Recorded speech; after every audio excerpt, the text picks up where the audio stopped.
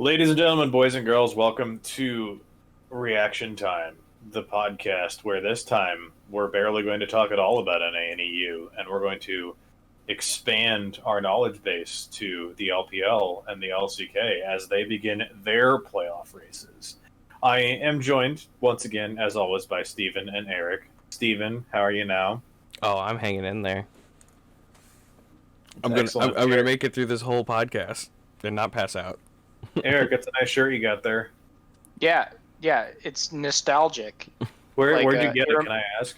Oh, that's a great question. You know, a part of this nostalgia is it reminds me that the Funky Game Store is there and has brands that I identify with from my youth, like Nintendo. I got mine with the red on the gray because this was the color scheme on the Game Boy Pocket that I had growing up as a kid. What's interesting about that is I've got a shirt that says nostalgia on it too that I think I also got from the Funky Game Store, which you can find up there. Which reminds me of my youth going to rent video games from Blockbuster, and it brings me joy in that way. And whoever came up with these ideas must be a real smart business person.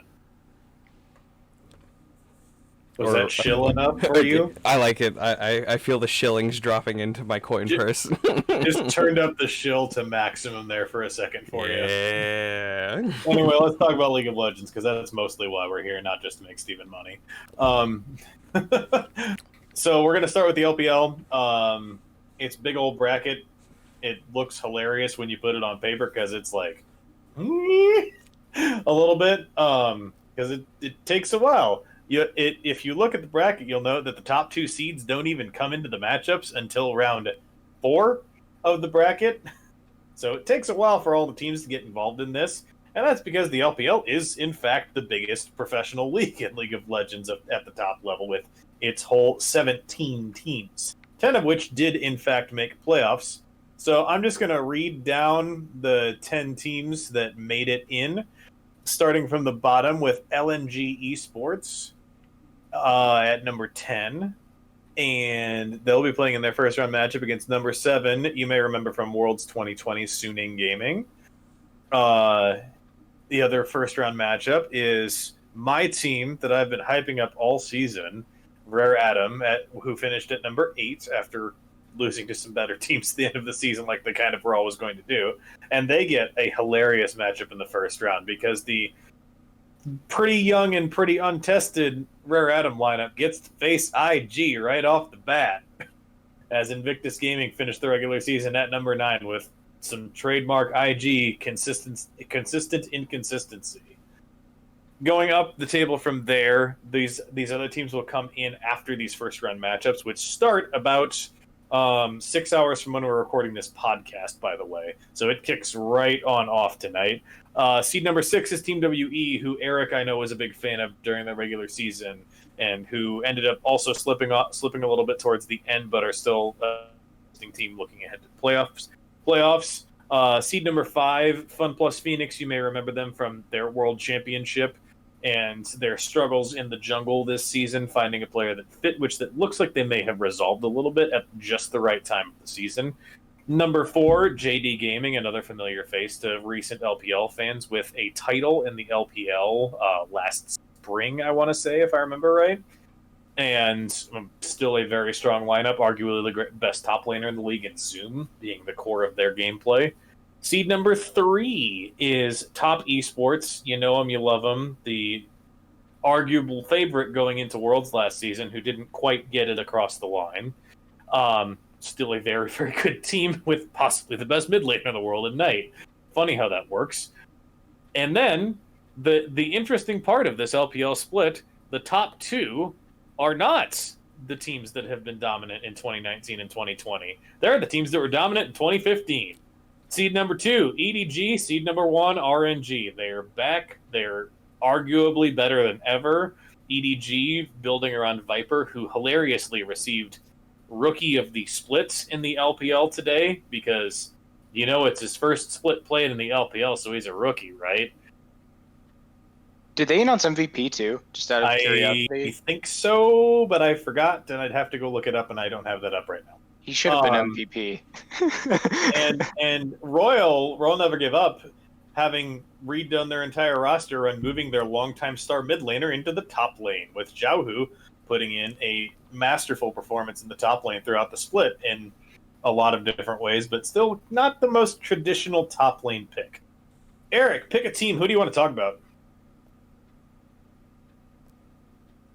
That's a great question. Let's talk about top esports first. Top esports who flubbed at Worlds and are the exact same. So these teams that we've heard about before are the exact same as they've always been. And if you're wondering about what I mean by that, the goal difference at 15 in the LPL has two players at the top of the standings who have played in more than 10 games. One of them's Jackie Love, the other one's Knight.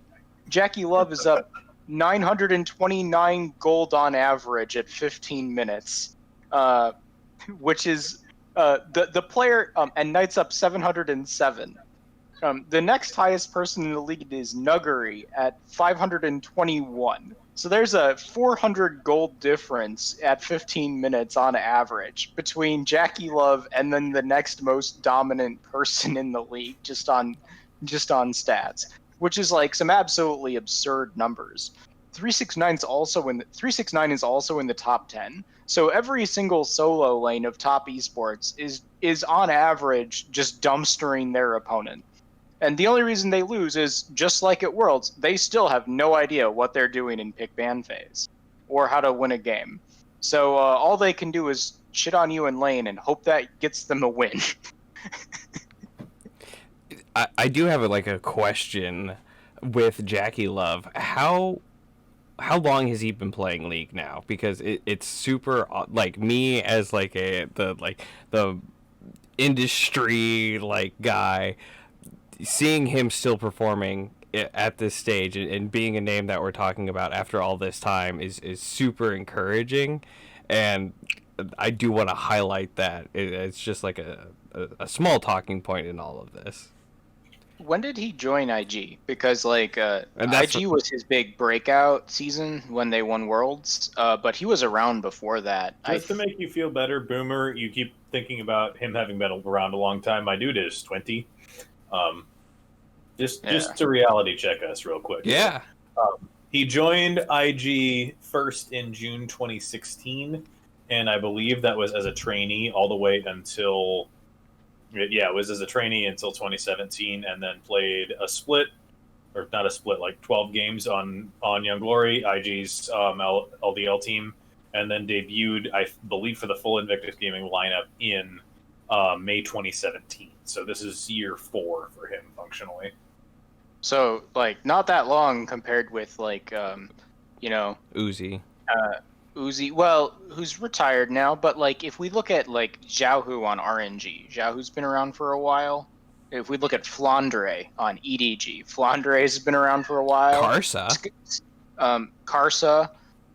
Scout and Mako were even getting up there on EDG's roster. Look, if we want to talk about players that have been playing since season 2, we're going to talk about the LCK later. We'll get there. Yeah. Well, let's. I want to make the argument, and that's kind of setting up for my point that China's a lot more competitive as a region. You have all these teams. You could be in your third year at one of the bottom barrels because there's plenty of opportunity there. But you're here in your 4th, 5th year in the top, I would say arguably 3 or 4 slots. And that speaks to where you're the cream of the crop. And you're holding on to that reputation and you're performing at that level in arguably one of the most competitive environments. I think I'm following you because one of the things that people do see happen in China is that people have their shot. And then if they don't succeed, they get dumped really fast because there's just this plethora of young talent who they can bring up from the lower leagues or who are just ready to play just based off of sheer server size and population. But you're right that Jackie Love is definitely in that cream of the crop category of still being really good. And succeeding across multiple organizations. Now all they need to do is figure out how to keep their like brains working for like a playoff season. Yeah, and since we mentioned LCK, like, you have Faker, the best player in the world, who is fighting to get like off the bench sometimes. So I just really want to highlight like the amount of talent we're talking about here at these playoffs. Like, it's really interesting to see. And it's also interesting how long some players who have played for, you might say, mid-tier teams have stuck around the league. Flandre for EDG is a great example of this. Flandre played for Snake for a very long time, who are now LNG Esports, and most of those times, those Snake teams were pretty mediocre, except for Flandre. And by most of the time, I mean almost all the time. Yeah. All the time. All the time. But he's stuck in the league over and over and over and over, and this is the first time in his career, really, that he's been on what is a legitimate title contending team with EDG.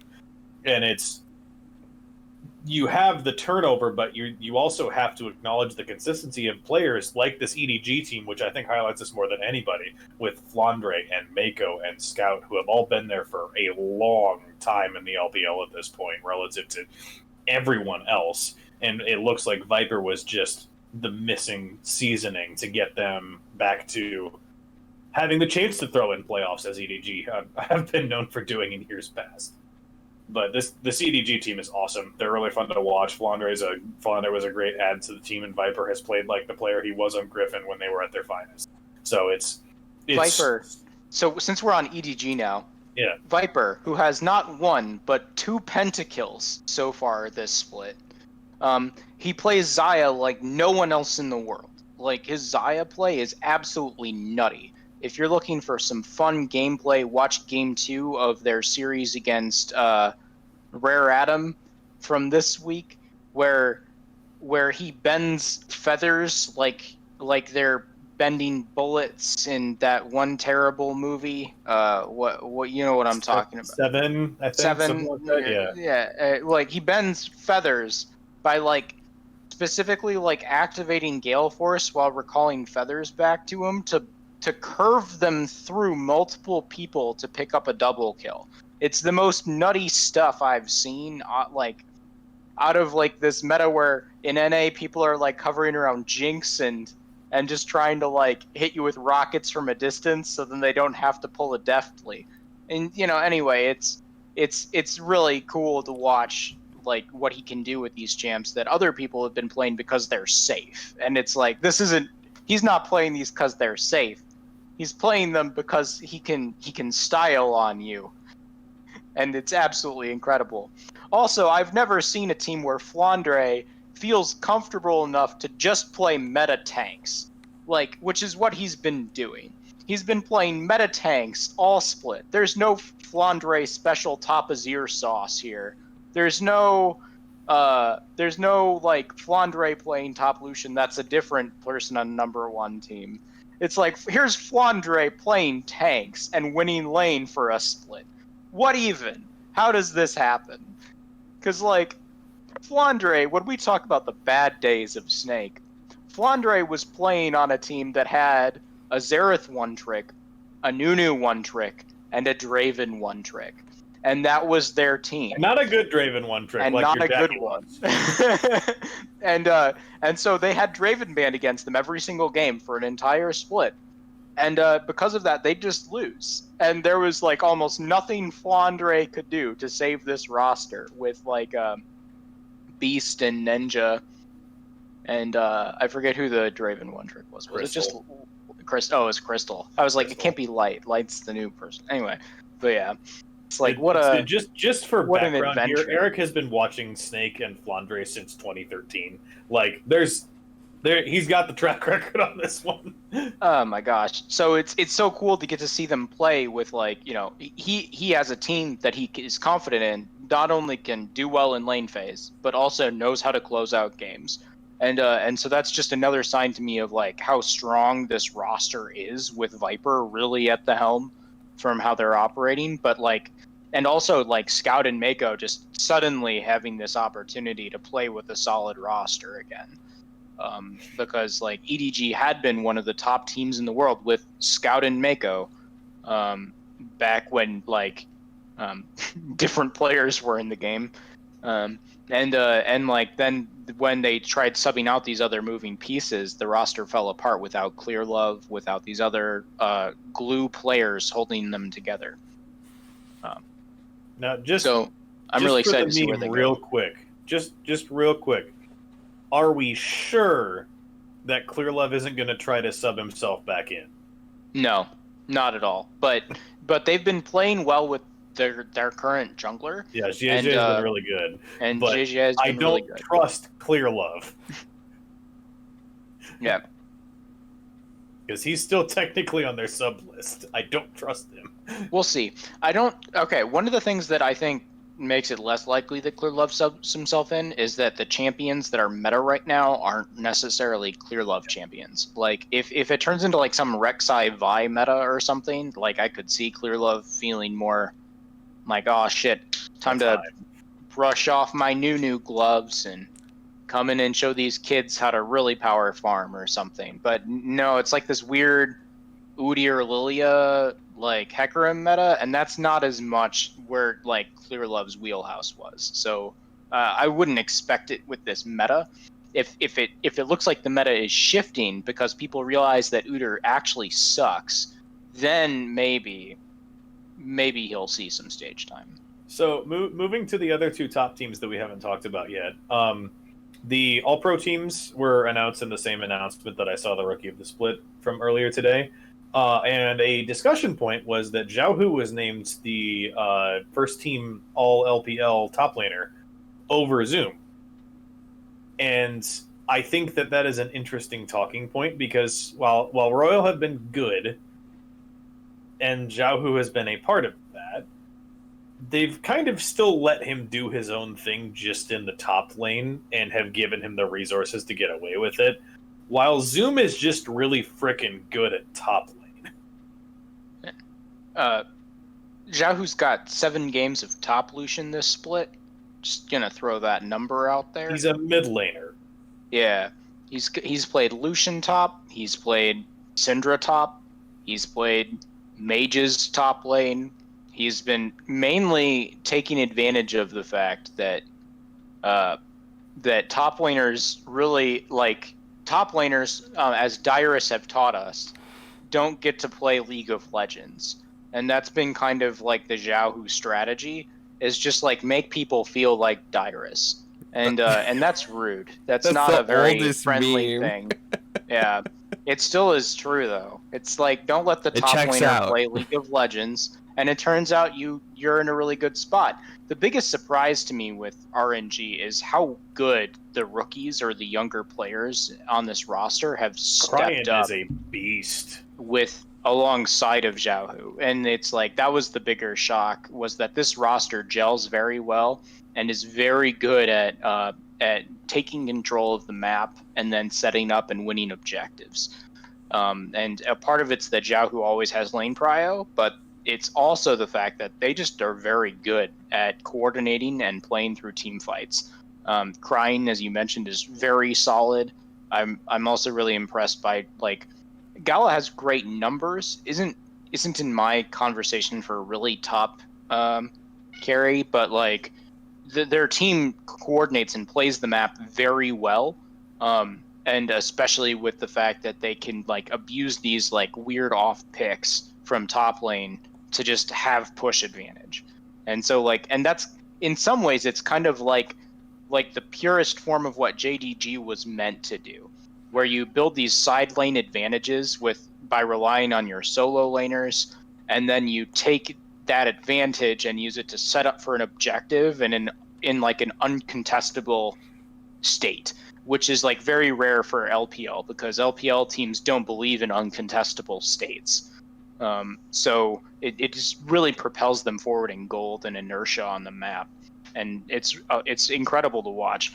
Now, I mean, if I had like a second mid laner as like that good, like I would also consider rotating mid laners top lane as a solution for that was us the all discussion problems. with Cryan getting promoted, right? Like, is you have this prodigy level in theory mid lane prospect, and you have your mid laner Xiaohu, who's been with the team since 2014. It's been kind of the rock of your team, but The team hasn't been doing well. So let's just try it. And it's worked better than anyone possibly could have expected, I think. For them to finish first overall in the regular season already is a remarkable achievement, and I'm going to be very interested to see if they can hold up in best of 5, or if somebody can, like, if they play against, for example, JDG, which is what I would thought. I think Zoom is a better player at top lane than Jiaohu. I'm curious to see if that will matter.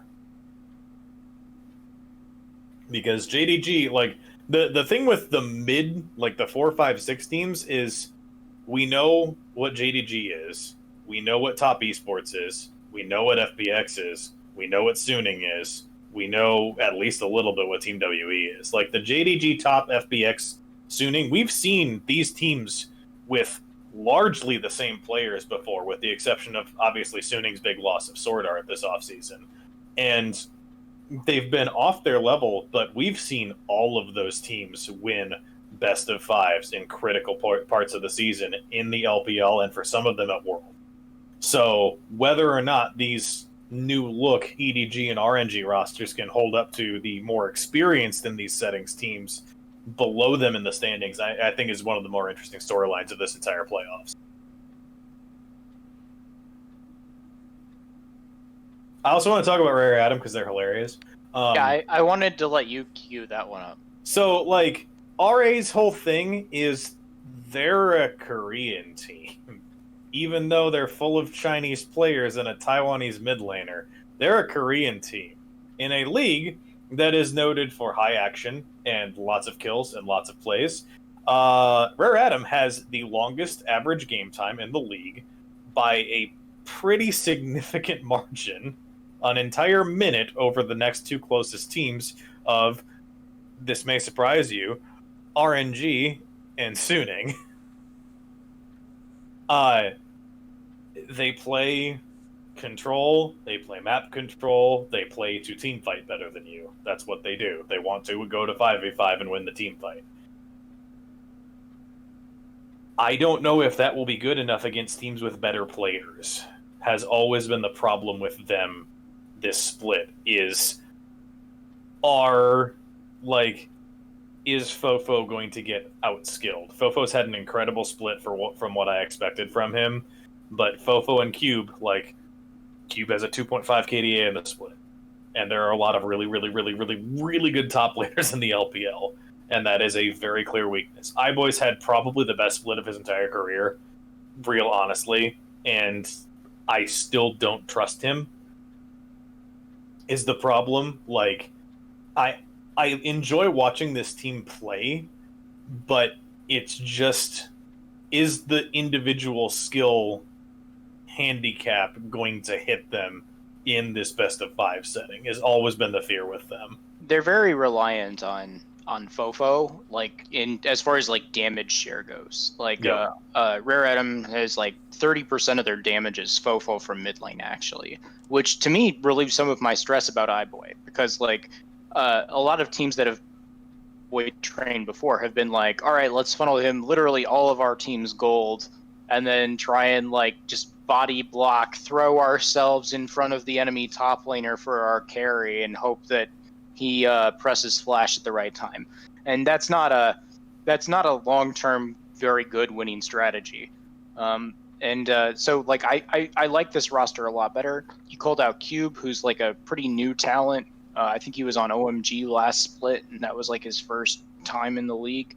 They look solid.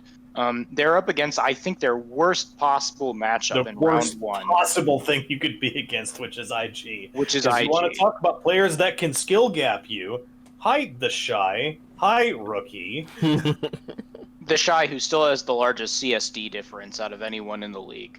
That's just a disaster waiting to happen unless he ints. Yeah, and so now one of their benefits, though, is that IG's bot lane is very different as far as like how they approach the game, and it might actually mean that there are ways that Rare Adam can position on the map and deal with things. Wink is like the 180 carry in the league, whose top played are not Kaisa Zaya Tristana. Which and like that's absurd considering just like the sheer Kaisa priority and across the world this past year. He's mainly played Jin and Samira, and then like that's it. And then he tails off into like his Lucian pick, and then and that's what he's been playing. And so they played these Callista. I think they've played not on Wink, but on the other AD carry who they swap to occasionally because they have 3 of them. So IG plays with like pressure, aggressive bot lanes, but that don't scale well, with the intent of having another winning lane. So the IG strat is top and bot, power shove, and try and skill gap you and win lane. And then here comes Rookie and is it shoot? I'm gonna name flub on the jungler. It's like it's like 3 letters. Jun. Yeah, and like Rookie and June come in and then bail them out when they're turret diving and are about to get punished. Is like kind of how IG plays the map. That's a part of why Rookie's had very low laning stats so far this split, is because he has recognized that his job in this game is to like keep the Shy from inting too much, which is a fair place to be when you're Rookie in the world right now. But like what that means is that their game plan is very straightforward. They attack on those 2 lanes, and they're very much win lane early and then try and like win off of that. So if you can pick a scaling comp and have your jungler do their job, then you actually are in a spot where you're okay. Because like Fofo won't be contested much in mid lane because Rookie leaves lane all the time in order to bail out his other laners. And so then you just need to be able to keep bot lane propped up. And put Cube on an island, let him play Scion, pretend it's NA, and you should be able to get there. Yep. I think it's winnable for RA, but it's as you framed, it's a really interesting matchup style wise, and should be a really fun series to watch just to see how it goes. Because like it might go IG 3-0 and they just skill gap them, but if RA survives enough to get to play their game, I think they've got a fine shot to win this series. One of the other teams that's there at the bottom of the bracket that's going to have some struggles is LNG. They're in the other side of this matchup against Suning. I think they got the easier of the 2 teams because Suning has no clue what to do past 20 minutes in a game of League of Legends. But on the flip side, like LNG has a really hard time getting to 20 minutes in a game of League of Legends. Where Tarzan has not had as a successful split as Viper has in terms. It's of really hard for Tarzan to have a good split when his laners all are trash, and so that's been like the big problem that they've been running into. Is Tarzan is really good if you give him a lead. He can he knows he has a game plan. He's like, this is what we're going to do to win the game. Here's how we close out. He presses objectives really well. Light's a good Tristana player, but is pretty trash in lane across the board. And Icon's not terrible either, but like some of the other mid laners are like ludicrously good, and they've been having a hard time having lane prio, especially like Mikuya. Wait. Yep. I'm getting my. Is it Mikuya? Mikuya. Yeah. Yep, Mikuya had some good early split when people were like letting him pick Gnar into melee champions the entire time, but then after that's been falling off, and they've been struggling as teams have figured out how to read like what Tarzan wants to do in the game. Jungle is one of those roles where it's really easy to punish if they have film, you know? Like, here's how Tarzan's going to path in this scenario. Like, he's going to start here, he's going to go here, we'll know to ward these spots, and then, you know, you read him like a book, you punish. And then that's been really hard for LNG because he really is their star player. And they need to, like, pick a power pick for Icon or Light to have a chance in these games. Yep. I don't trust Suning that much, but I trust Suning to win that series. But bin.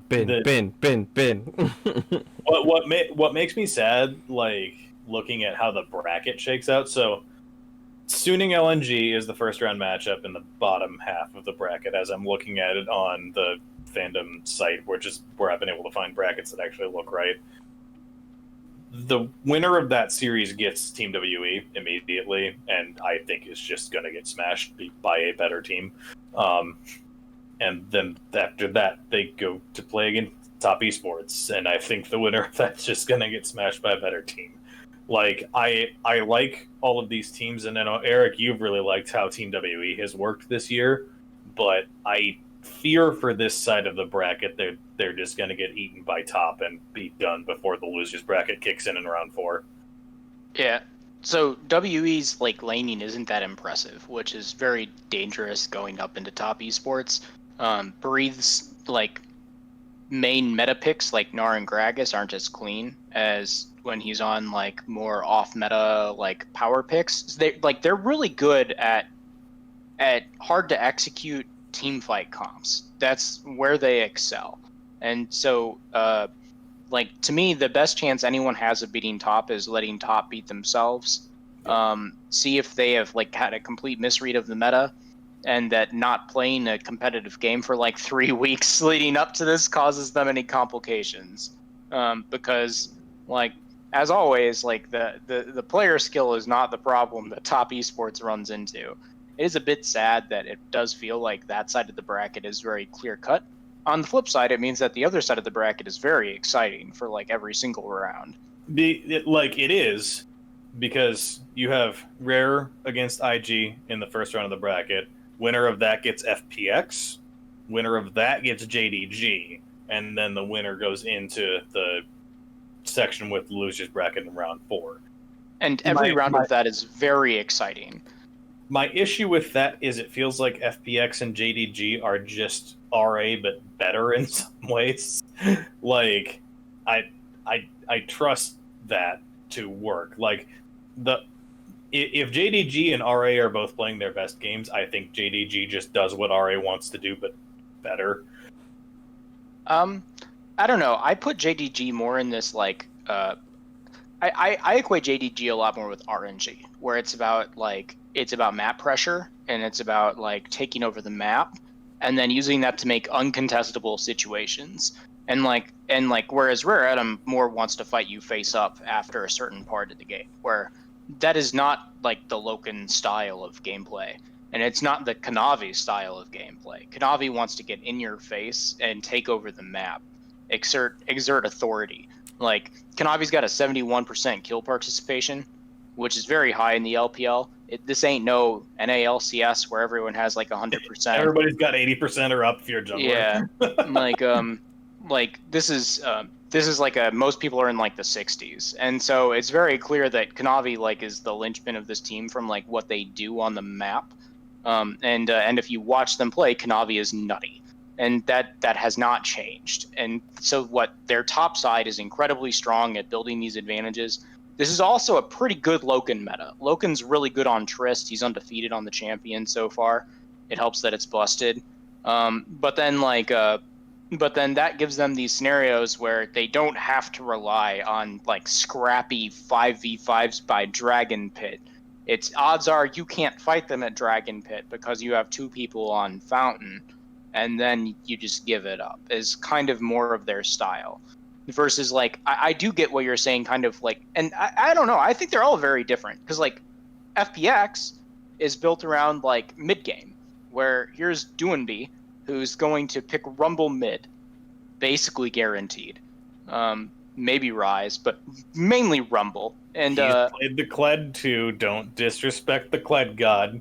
I mean, all right, or Kled, or mid Renekton, or mid Malphite. Something that gets the hell into your face on 2 items and makes you sad.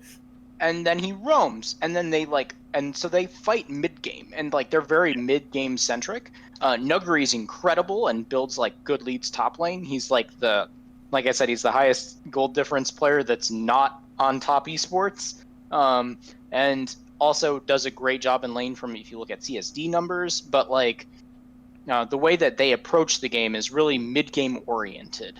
So like there are ways to beat them, but like they involve not giving up too much in the early and mid-game and being very aware of roams, so that you don't let Duanby shove your wave in and then go and gank bot and then Snowball LWX, who's incredible. And so like don't let that happen. That's the win strategy.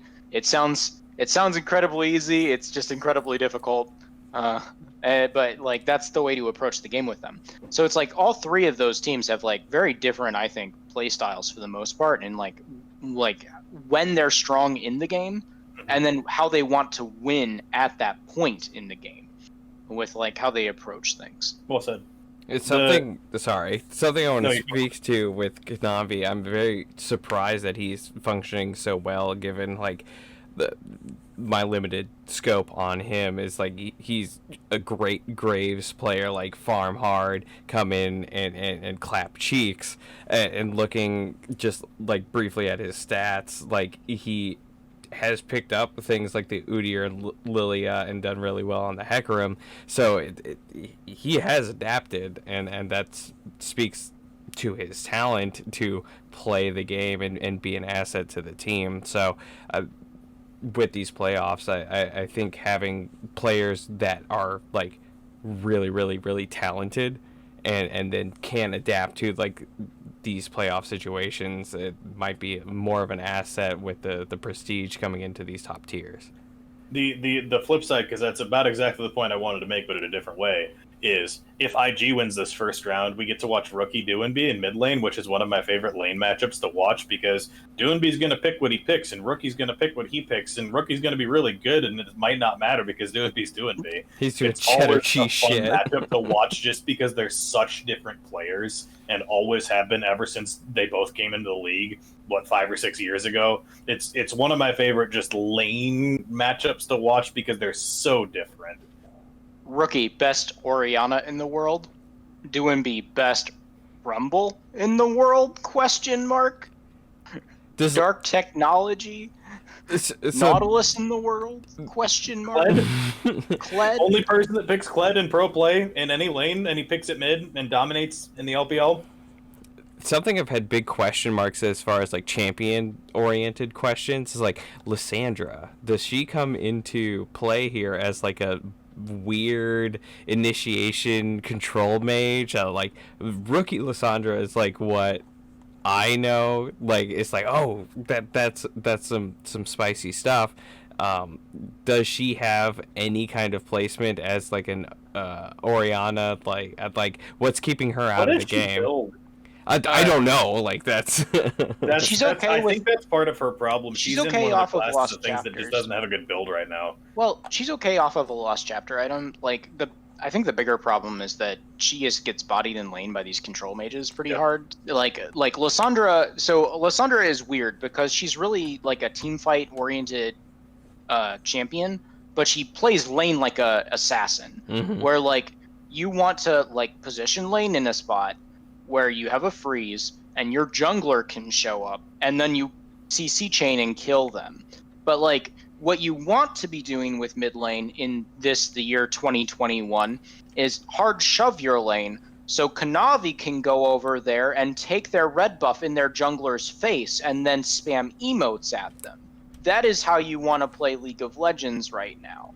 And it's hard to do that on Lissandra. That like sucks, because that's what I've always like imagined Lissandra as, like you have the advantages of the assassin mage, which is good into control mages in my opinion as a jungle buffoon, and then you also like in the mid and late game you have that team fight orientation, like you're bringing a lot to the plate. I'm just so astounded that she has not seen playtime here. The champion I would want to see paired with her if somebody was going to try to pull it out is a Jinx, which has started appearing in the meta in various places in the world, including here and in the LCK and in NA a little bit. Because if you get a fat 5v5 and you start getting resets on both Jinx and Lissandra with Lissandra's passive and the explosions of dying champions taking up space in the team fight, it is really easy to get that ball rolling pretty hard if you get that first kill of the fight, which Lissandra's pretty good at doing if she gets her initiation right. So I think like if you there's a world where you can build a comp that could work around it, but it's one of those like Eric said, surviving lane phase and making the lane phase transitions okay. Because yeah, she's got great gank setup, but are you gonna camp mid for her? If you have Udyr or Lysandra, that's what I want to see. That's what I'm Or coming like and List Nidalee's easier to itemize against, but I'm gonna EW into you, and Nidalee's gonna hit you for a spear for half your health, then you're gonna be dead. Like the same theory as like the Renekton, right? Get in, hit the CC, chain the damage, just murder him. Hire me as a theory crafting coach. I have an idea. There's a lot of champions that like have like some really good utility in how people are playing the game right now. Lysandra could be one of them, but like it's really hard to make champs break out in the meta until somebody plays it on stage, and then people steal it. And we don't have Keen right now, so we've lost like one of our big minds for unleashing Urgot mid onto the world. You know who does stuff like this? Doing B. Of course, just have to outdo Lysandra isn't going to be his style. No. He's going to do Bled or like Rel mid or some nonsense. But he's also the Rise boy. Like he's been the Rise boy all this time with the builds and the dark technologies. That's what I want. That's his thing. I want to see the B rookie matchup, and then B's going to lock in something crazy, and then rookie's like Lysandra, lock in easy. That's what I want in my soul. and then FPX has Trist, and they flex Trist somehow, and you have to lane Trist into Lysandra, and it's the most miserable experience of your life. That'd be really unfortunate. Lysandra top. She's going top. I'm out of here. Run. Lane swap. Get out. Yeah, like, because I'm thinking about that, because people have been doing that mid Trist every now and then, and oh my god, that would be the most miserable experience to lane into. Like, you get that or Illusion and just die over and over and over. Yeah, because, like, any Triss worth their salt is going to be able to buffer the Lysandra engage, so they can just not be in that. Yeah, Tristan meta is bad for Lysandra. And maybe that's what's keeping her out. So to kind of sum up, like, our LPL talks, like, the big thing is that the top two teams, EDG and RNG, are like the old orgs renewed again with young talent, or in the case of EDG, like fresh talent, not young, and they're really the favorites going into this for me, both of them. And then the question mark becomes like, in a best of 5 scenario against top or against JDG, do these more established rosters just figure them out, or expose some of these vulnerabilities, and then are they able to take a set?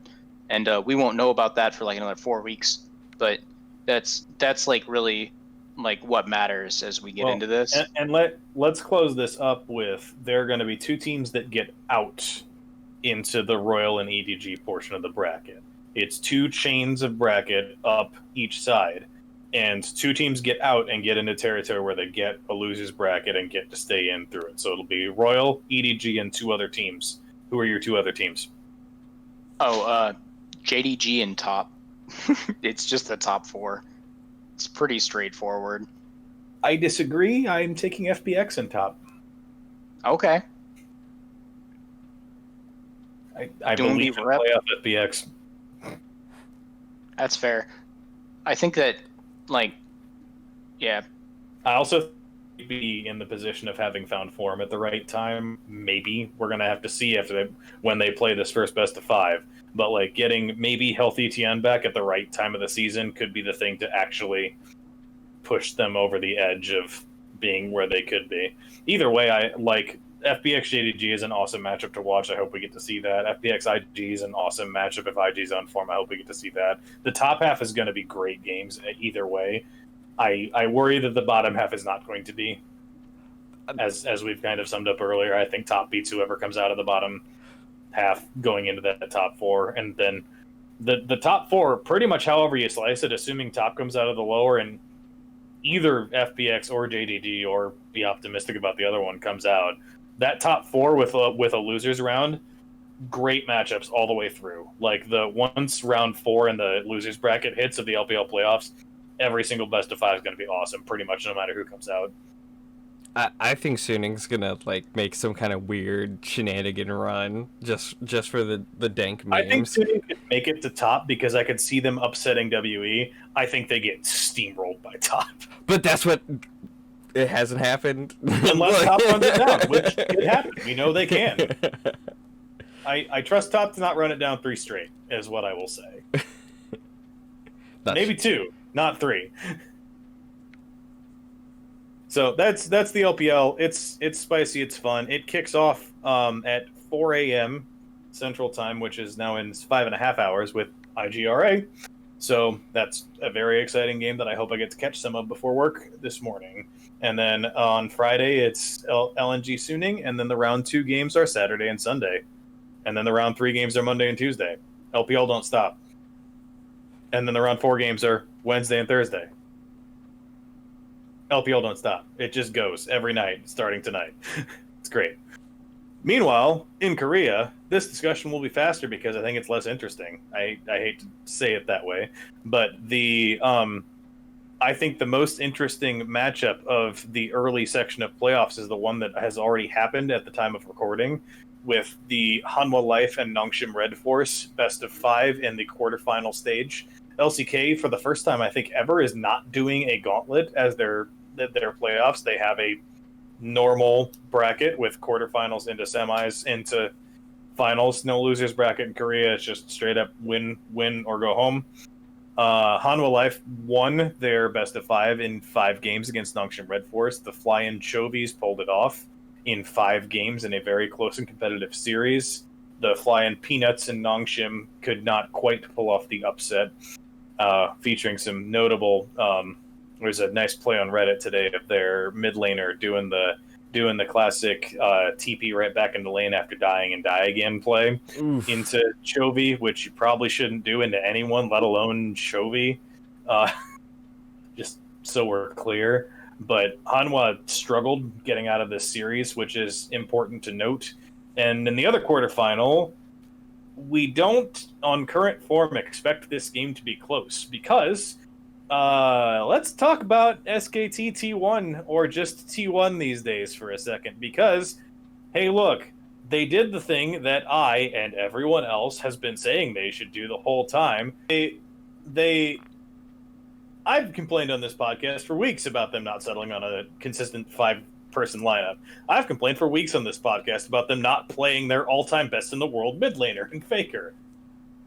They went into they lost to Fredit Brion in week 7, which was 2 or 3 weeks ago at this point, and then they put in what's this lineup that they put in that game? They played closer for the T1 series, for the KT series. It's this Gen G series that, suddenly they beat Gen G 2-0 in a series because they played Kana, Cuz, Faker, Teddy, Carrier, which is what they've been playing since then. And look, they've won 1, 2, 3, 4 straight series over 3 playoff teams, and have only dropped 1 game the whole time out of 9 possible, and look like they could probably actually challenge Damwon for the top of the league. Why did you waste the whole split with this bullshit? Because you have to have the Cinderella story, man.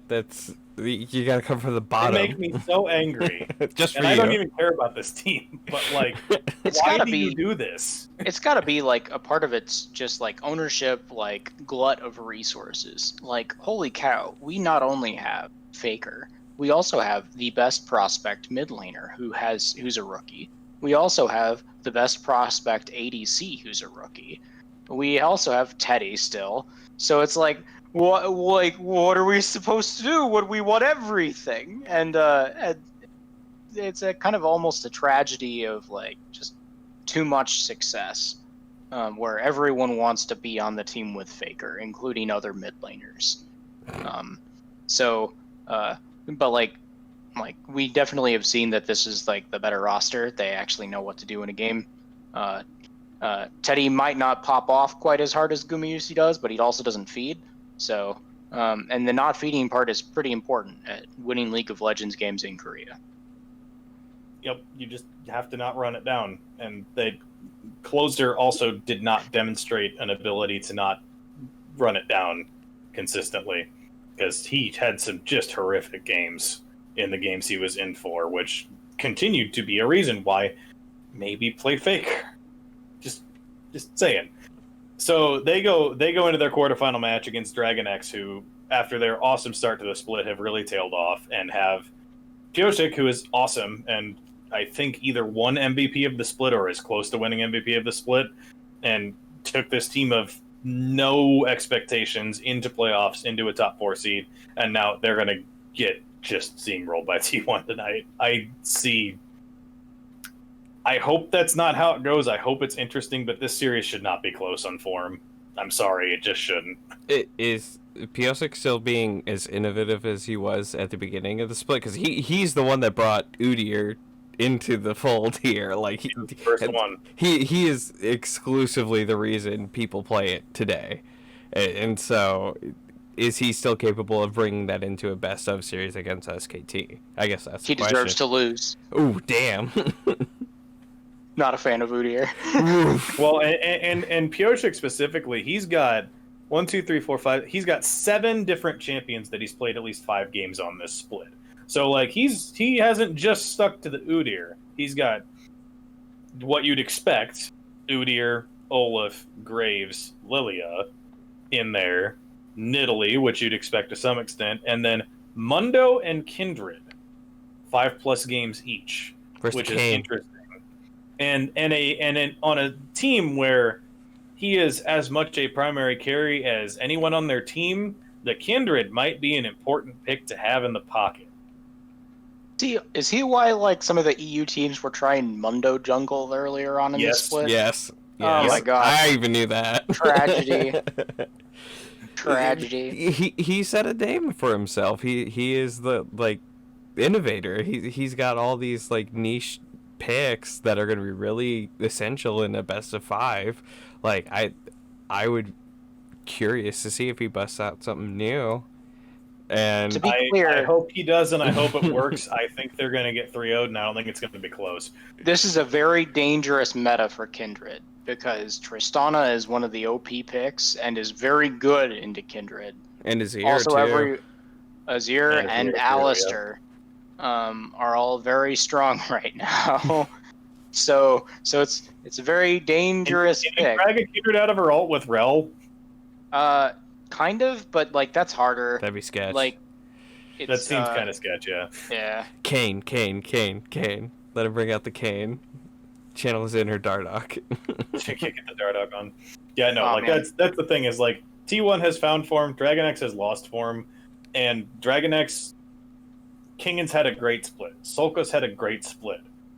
I worry that they're going to get skill gapped by players that are better than they are, even if Canna has had a down split.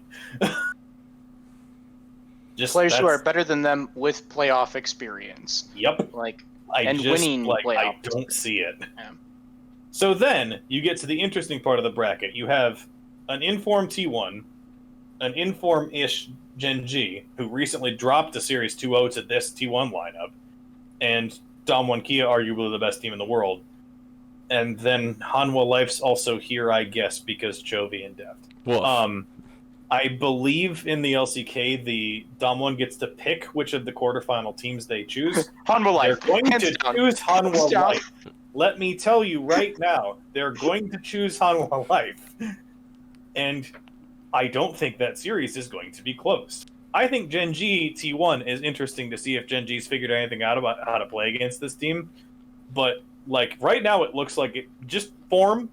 Looking from outside, it looks like it's going to be T1 Dom1 in the finals, and that's should be an excellent, fun matchup to see. Because do we want to see Faker back in his element, playing against arguably the player who is coming for his crown and Showmaker? Hell yeah, we do. Like, if we get to that point, which it kind of feels like we might, that's going to be hype. Like, that final's going to be hype. I worry that the rest of the games in this playoffs may not be as interesting. I will still probably watch them, but it just feels like there is a very clear top 3 right now on form, and that seems about like how it's going to go. I do have a question, and this might be my pudding brain kicking into overdrive. MSI and how the regions are selecting the candidates? Is it just whoever wins this tournament that goes? Who wins? Okay. Because as you might note, I believe the draft of who the first stage groups are came out this week, and LCK is the top 3 region that is in NA's group. I am concerned about whoever wins NA's playoffs playing against Dom1 or T1. Oh, TL I think that will be sad and pathetic, even if it's C9. No, that's not going to be C9, because that would be impossible. Man, I really want C9 and G2 to be in a group at MSI, though. Like, hype narratives, like Perks versus G2 in, like, an international event. Oh, so much salt. Everywhere, all over Iceland. Yeah, so that's my LCK thoughts. I'm glad that Nongshim Hanwha was interesting. I hope that we get a series that's not 3-0 before the finals. I am concerned about not having that. I believe in Gen G, but I'm concerned. I feel like LCK is the best place to get best of fives. Like, I don't think most of these teams are gonna allow 3-0s to just happen. Maybe that's my naivete, just speaking, but I feel like they bring to look at a best of 5 is like who's gonna like not allow getting 3-0 to happen. Another way of looking at best of 5 is who's the most likely to just like hard int and make this go the distance, and that's where LPL is where you want to be. I agree. I endorse this take. All right. That's pretty much the bit. Steven, you're still awake and here. What are your NA thoughts? I mean, there's other teams, I guess, besides Team Liquid, but they'll participate in the tournament, and then TL go to MSI, and it'll be a good time. You have any thoughts about the losers brackets games that happened this weekend? See, so we let's just all be sad that we were very wrong about Dignitas. No, so this is where I get to come clean in like the big brackets on Sleeper, where like the big ones that like the Earth, Wind, Fire, Yep. Ice Tribe. I didn't pick Dignitas. I only big hype. I was like, I'm gonna hype them up big so I can look like a fool in this podcast, but like where my money and mouth reside are different places. so but I wanted Dignitas to show up, and I feel like they are always skirting this outer rim of being really, really fucking good, and they just let me down.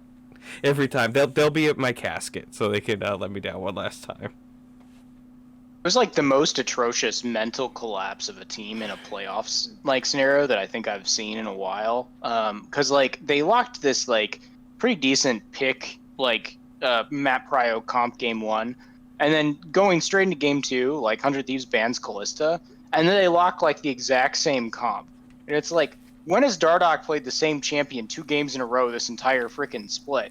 And now is when you're doing that? And then they Also, like completely fell you ran apart. a salty run back into Zix, the salty run back god. How dare you? Like, come on, he knows how this works, and they showed it, because like 100 Thieves didn't need to show anything that entire series. They just let Dig like internally combust, which was like very sad. Is tragic. And I don't even think it was the normal Dardoch internally combust. It was just like everyone was like, eh. I like, if you watch him like running around the map spamming emotes in game 3, I think he was also there. Like they were pretty donezo. No, I didn't after catch that. Damn, that makes me so sad. Yeah, I caught a little bit of that. It wasn't good. Oh no. Eric, do you have any thoughts about TSMEG? I think that if definitely didn't get hooked by Sword Art in that game 2 fight, that EG wins that series. Is like, that's my take. Or game 3, whichever game it was. It was game 3. It's when Deathly was Tristana and like gets hooked by Sword Art's Nautilus in mid lane, and then they just like promptly lose a fight into TSM takes Baron, into TSM takes Dragon Soul, into TSM wins the game. And it was entirely based on him getting hooked. And like, so there's been a lot of Deathly Flame going on for this scenario. Nautilus Hook is one of the hardest CC abilities to dodge with Trist Jump because it has like the delayed, it has the delayed pullback. And so like, and it's a wide bubble, but like I'm talking more about like the mechanic of timing the buffer. It's more tricky. He's still like massively messed up, but like to me, there's like other stuff surrounding this, which is like in terms of like how EG was positioned in mid lane as a whole team at that scenario. Like, why is Deftly the furthest one forward up this lane on his lonesome against a Nautilus who just waddles at him with an anchor? It's like this is a very flawed scenario, and this wasn't just happening to EG. Like, I think a lot of teams have had a hard time figuring out how to position to defend and attack against objectives in NA and EU like this past weekend, because Kaisa meta has like dulled people's brains at knowing how to position for front to back team fights.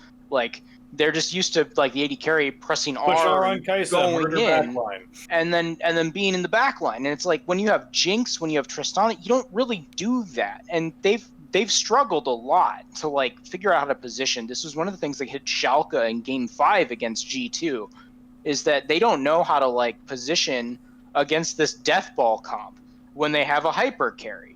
And that's like a very awkward place to be in a playoff Game 5 or in a deciding game. And like I think that's a part of like I want to blame more than just Deathly for that scenario where like they didn't know how to be positioned on the map. And Sword Art, with his years of experience and his $5 million paycheck, saw his fat opportunity. daddy check. He's like, I gotta earn this right here. Let's go. Fish one right up from the depths. Reggie's not gonna cut me another one at this rate. Come on.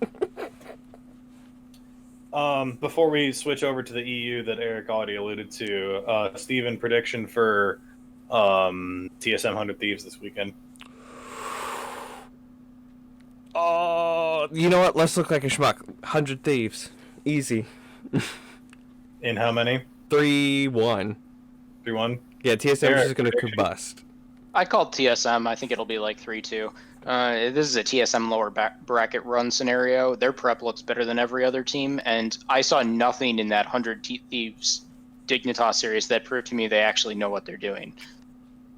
TSM 3-1, I agree. Also, all of TSM series have been 4 games thus far, so I think 4 games is the call, but I'm picking TSM to win it. All right, Eric, give yourself a pat in the back. Talk about Mad Lions. I'm annoyed that I was wrong.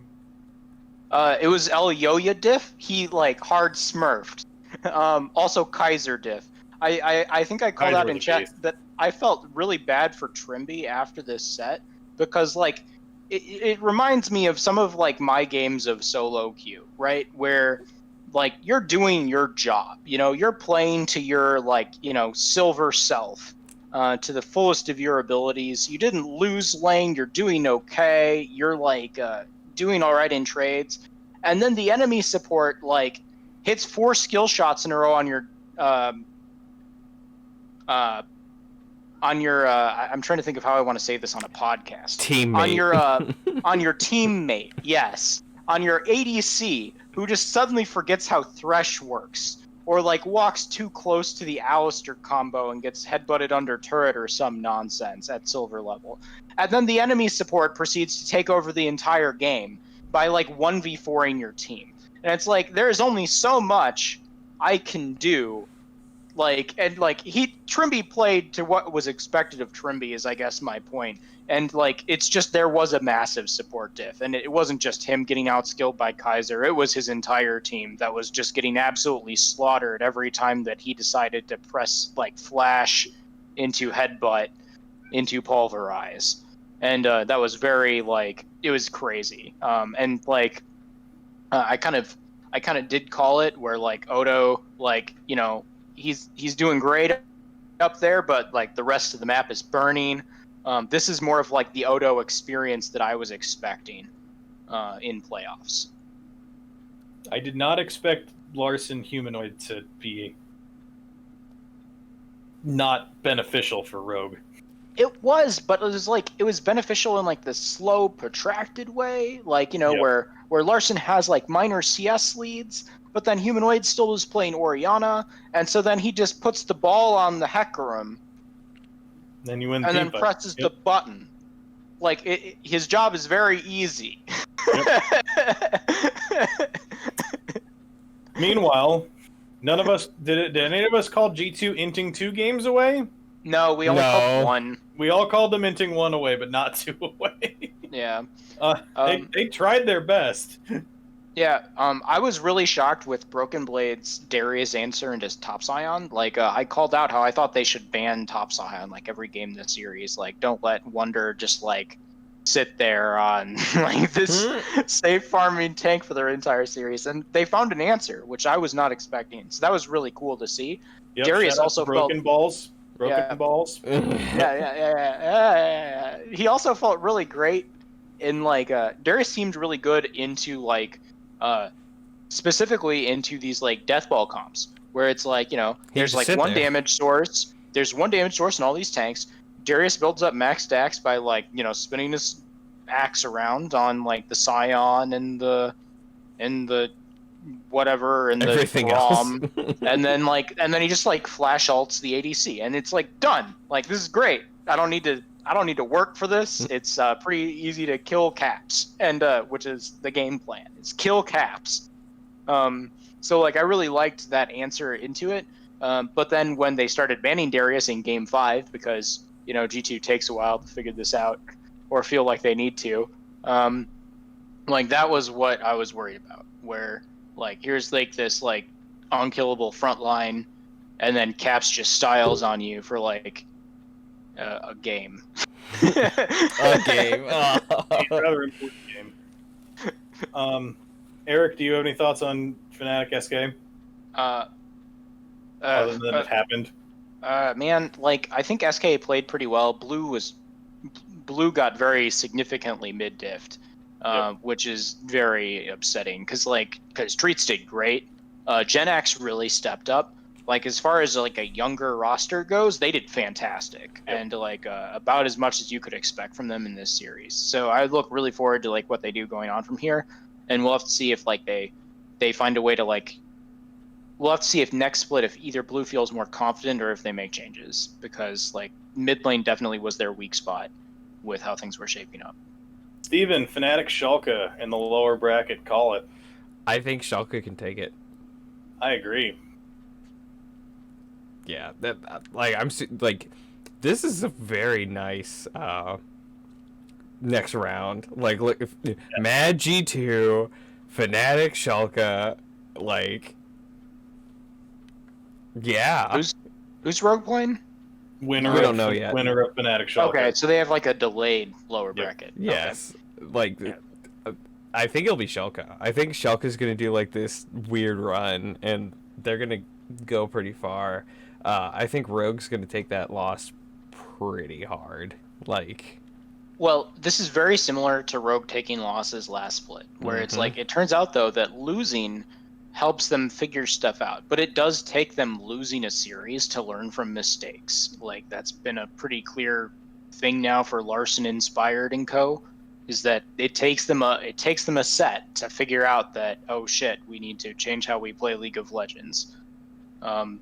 So I'm hoping that like since they have 2 weeks to figure this stuff out, they'll come into like that game like much better prepped, and maybe be able to take out whichever team they play down there. I do think though that like as soon as they're in another uncomfortable spot, this roster does fall apart pretty hard. I feel like if it's Schalke though, like Schalke taking Fnatic down and then facing a Rogue that kind of got a decently wienered, like Schalke builds off of momentum and Rogue takes a long time to figure it out, and I don't know if they learned enough in that loss. Schalke builds off of momentum. However, Broken Blade's champion pool at some point will start to be known. Like people have figured out that Darius and Urgot are the two OPs that are his pocket picks right now. So like if like at some point will we start seeing 3 to 4 top lane bans in that set? Or will Odo, who is, been doing this for a while, know how to play Shen into one of them? Which is what I expect to happen at some point in this playoffs run, as Odo just ends up on Shen duty. But if you've drawn that much pressure as your top laner, brought back, first year, yeah, someone else will pick it up. But Broken Blade has 100% already done his job then in that matchup. That's kind of true if you're burning bans on him. Yeah, you're talking about 2 pocket pit required bans. So they into are Odo, So they're not actually pocket picks. This is the big thing that's I've seen floating around, is that these are that Darius is just meta, which is a thing. Which is fine, but in this case scenario, you're saying they're required picks or bans. So against that team, right. So now you've drawn, as an individual human being that breathes air, 2 bans. 2 bans. First round 2 bans. It's pretty good. Yeah. But it might not be first round. Counter pick has been very strong and been very underappreciated so far. And Crown Shot in some interviews this week was talking about the power of bot lane counter pick going into some of these games as being huge, as shaping that. But we've been still seeing it go top lane, where people have been specifically waiting out top lane for counter pick, because mid lane's turned into this control mage meta, so you can let the counter pick go to different spots. So it's interesting. I think this meta is actually still very far from solved. There still are a ton of champions that are left to be explored, or that teams are just not considering the same way.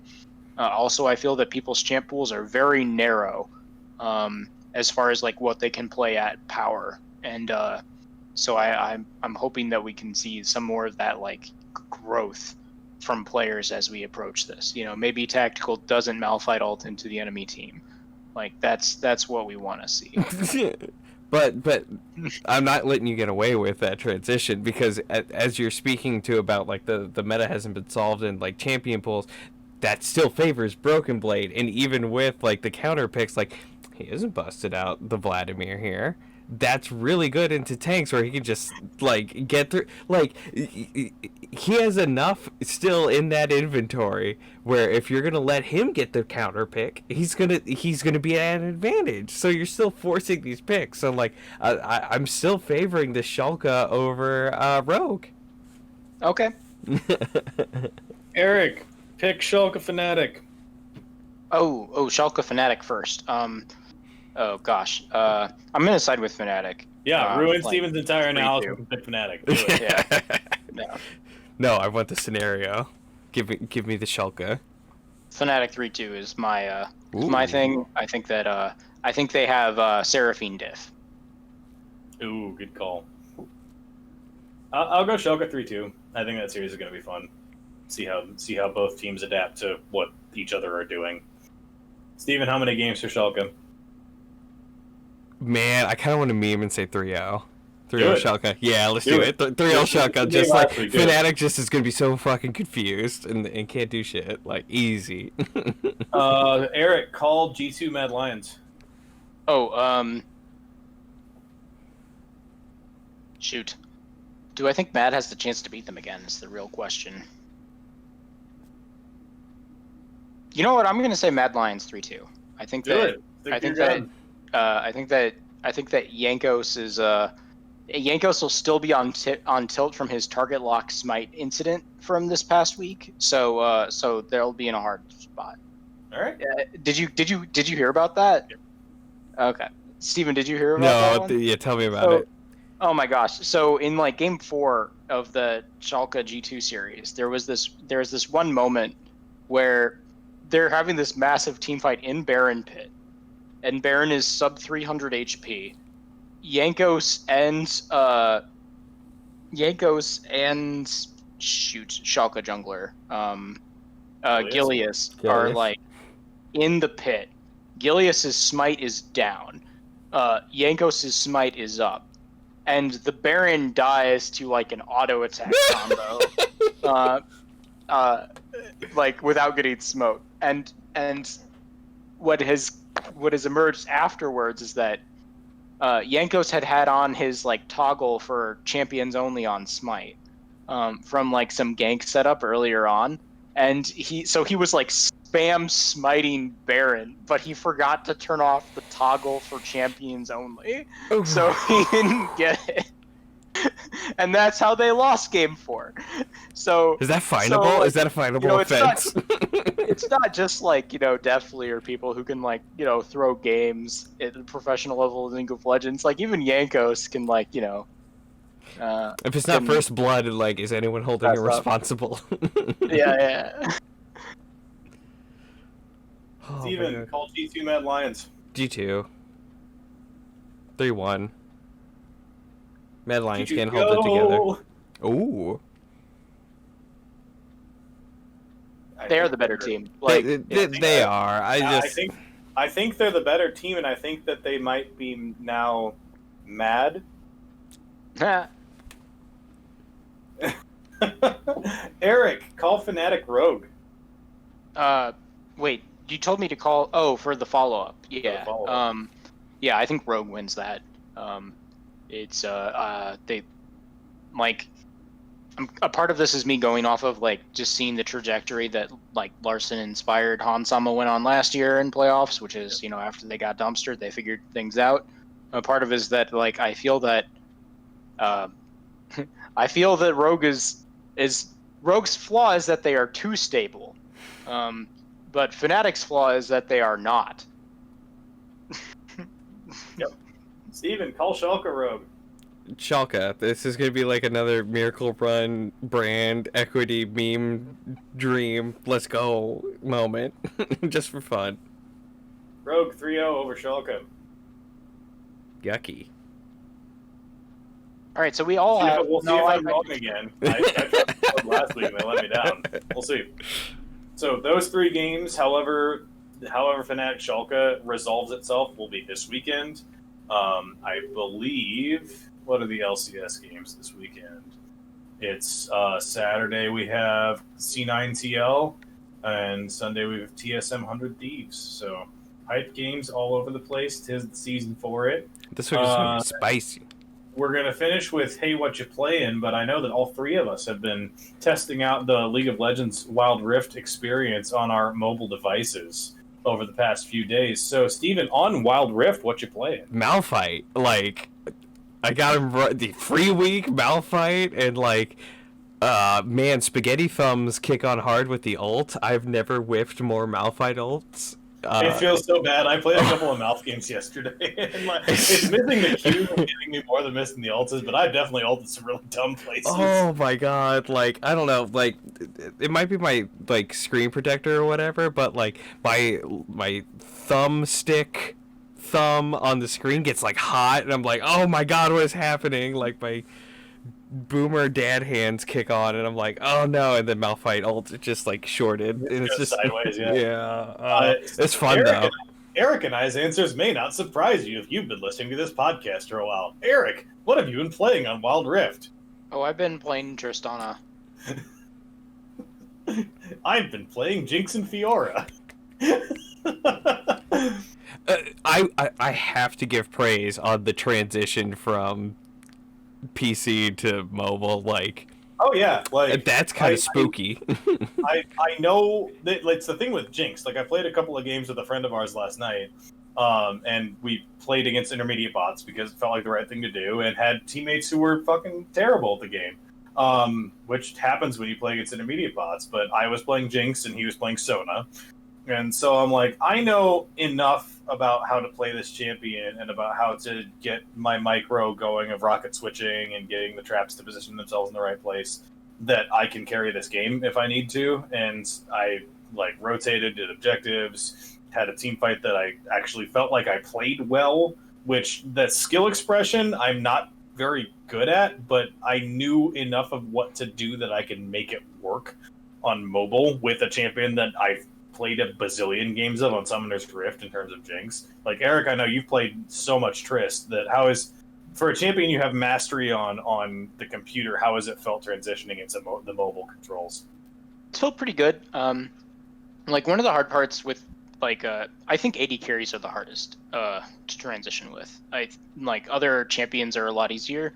The getting used to the like the smart targeted skill shots is interesting because like as soon as you lock onto something, you can press your skill shot button and you don't drag out the arrow and stuff. I've had a lot of fun with Blitzcrank too, which is another one of my big one tricks, and I love how it plays with Blitzcrank. Yes.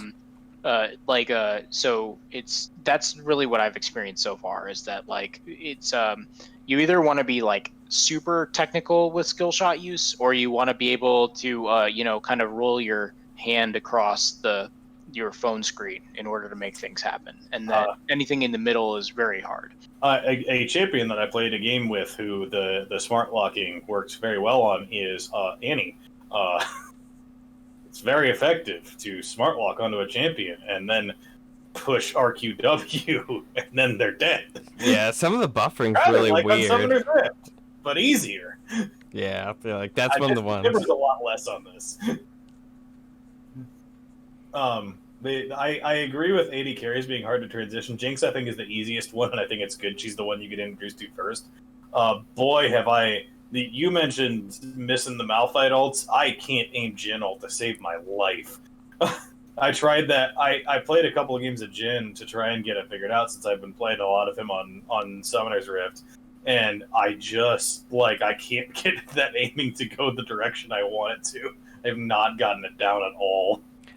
I will say, the time per game is that the spiciest sweet spot. It's just right. It's 23 minutes. Every game I've played bots and PvP because I'm not a coward. 23 minutes. I did one a bot game and I'm like, no, I'm going with real people. Locked in Blitzcrank, got to clown on some people. Still 20 minutes. I can't plow through the bots any faster than I can plow through human beings. You've got a pretty streamlined mobile game right there.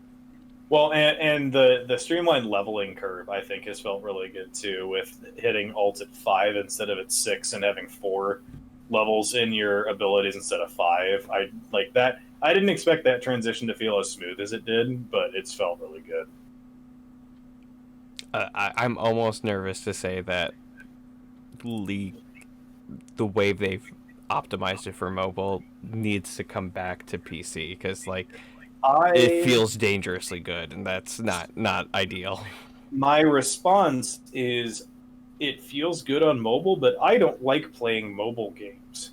I am interested to see how they optimize this for console, which they have already stated as a goal. It's coming to Switch. I forgot. My whole life is gonna. Yeah. Oh. I am very interested to see how the control schemes adapt to a controller. I think it's the same, isn't it? I'm most comfortable gaming with a controller. Always have been. Oh man, you're putting me on the floor because that would take away. I really don't like this. I feel my thumb hyperextending just on this non-existent joystick. But when I have it on a real joystick, that's literally my only I don't like how this feels. I'm just bad at the controls. I'm so bad at them. And I can do enough against intro bots to get by on this, but I'm probably never going to play against real people because I'm just terrible. But when it hits Switch or whatever, that's going to be dangerous for me because I think that's going to feel really good. You're bringing back the hype of the animated series is going to come out and the RPG or whatever is going to come out and all the other. I've completely forgotten about everything else that Riot is doing. the fighter, the dungeon crawler, all that's coming out too soon. Also, no. last thought, the 3D splashes are really cool. I love them a lot. They're so nice. Yeah, they've got to redo the PC spaghetti code, just the Master Arcanist Zig's 3D splash is my favorite thing I've found so far in the game. It's so much fun. They don't have the Pengu skin yet, so I don't, irrelevant. Well, and there's things I know what champion I'm going to be best at on this game. It's Poppy, but they haven't added her yet. Because I know how that kit's going to work, and it's going to be great. I almost think that they might make it streamlined enough that non-ranked games could be cross-platform. I'm actually confident enough to say that that could happen. Like maybe with console, I don't see that happening with PC. Like not with normal Rift. It would have to be a separate. It would have to be a separate like PC client for Wild Rift. Maybe, yeah. I don't know. I like the controls do not feel like the issue. I think it's like the time investment. I would be comfortable playing a full. It's not the controls. It's that the game is framed differently. Yeah. The map is smaller. The minions kick off a minute earlier. The levels are differently set up. Like it's the same, but not enough. It's close though. It's really. I'm just really beside myself on how close they got this mobile experience to the PC. I'm very shocked. Right. I'm very shocked. Completely agree. Steven, Shill. The store. There's merch that I'm not wearing. I'll pretend to wear it. Here's Plump Panda. He's right there on my shirt. But you should buy that. It's right there at the FNKY.store. Like everyone else looks really good. Wow, look at those shirts. They look amazing. You could look like them too if you go to Funky Store. Yeah, it's very nice. Yeah, like they don't fade. Like I've been washing the crap out of my stuff, and it still looks good. And you should wear it. Buy it for your friends. There's gifts you could get them for summer, because t-shirts, that's when you wear them. Buy them at the Funky Store, FNKY.store. That's about all we got. Steven's gonna go to bed now.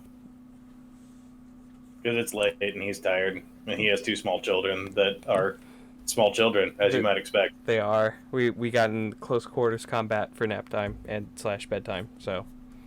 So we'll be back, I don't know when, either next week or in 2 weeks, to recap a lot of playoff action, because there's going to be a lot of it coming up.